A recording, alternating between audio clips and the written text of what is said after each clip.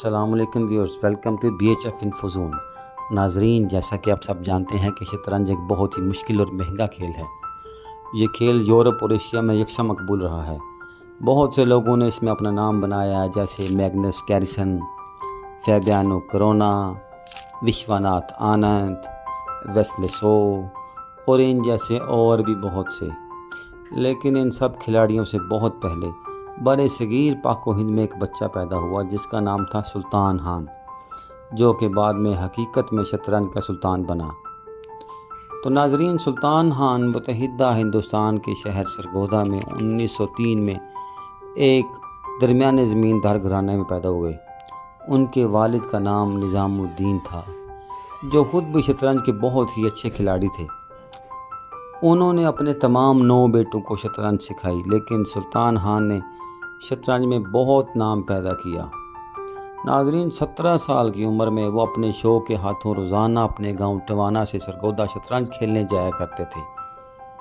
ان کے اسی شوق اور جیتنے کا سبب ان کو جلد ہی صوبہ پنجاب کا چیمپئن مانا جانے لگا۔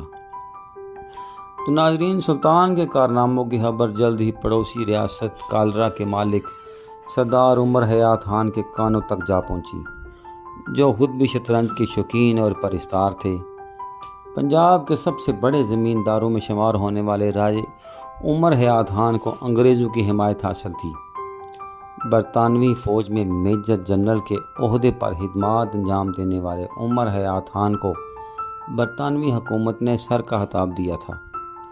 ناظرین، عمر حیات خان نے سلطان خان کو اپنی ریاست میں آ کر شطرنج کی کھلاڑیوں کی ایک ٹیم تیار کرنے کی پیشکش کی، جس کے عوض انہیں رہائش کے علاوہ اچھی تنخواہ بھی دی جائے گی۔ اس طرح سلطان خان شوقیہ کھلاڑی سے ایک امیر زمیندار کے ملازم بن گئے۔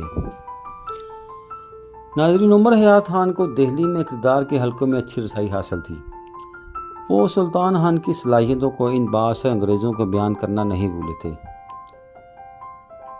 1929 کو عمر حیات خان کو ایک سرکاری مشن میں انگریزوں نے انگلستان بھیجا۔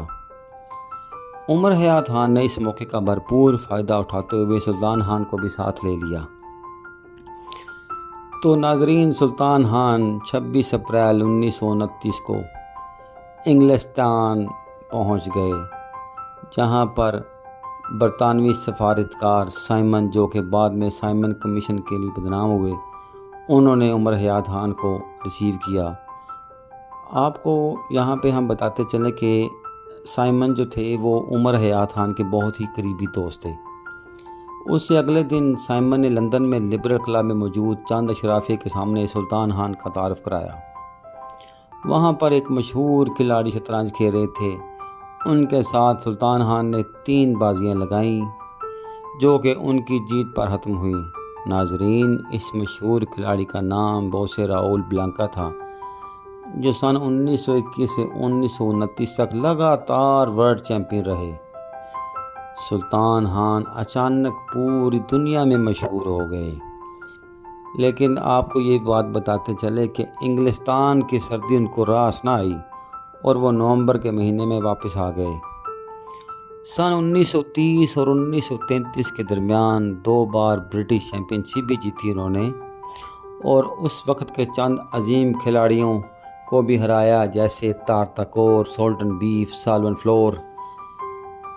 تو ناظرین، یہ وقت سلطان خان کے کیریئر کا روی تھا، جب ان کا شمار مسلسل دنیا کے 10 بڑے کھلاڑیوں میں کیا جا رہا تھا۔ سر عمر حیات خان جس کام کے لیے لندن میں مقیم تھے، وہ آخرکار 1933 میں انجام پا گیا، جس کے بعد سلطان خان اور باقی ملازموں کے ساتھ وہ واپس آ گئے۔ 26 جنوری کو انہوں نے بمبئی کے 37 کھلاڑیوں کے خلاف ایک ساتھ شطرنج کھیلی، جس میں سے انہوں نے صرف 4 کھیل ہارے اور 1 برابر کیا، باقی تمام میں فتح حاصل کی۔ تو ناظرین، یہ تھا پارٹ 1۔ اس کے بعد ہم انشاءاللہ اگلے ویڈیو میں اس کا پارٹ 2 لے کے آئیں گے۔ امید ہے آپ کو ہماری یہ ویڈیو پسند آئی ہوگی۔ اس طرح کی اور مزید ویڈیوز کے لیے ہمارے چینل کو سبسکرائب کریں، لائک کریں، شیئر کریں اور کمنٹ کریں۔ ہم آپ کا شکر گزار ہوں گے۔ Thank you.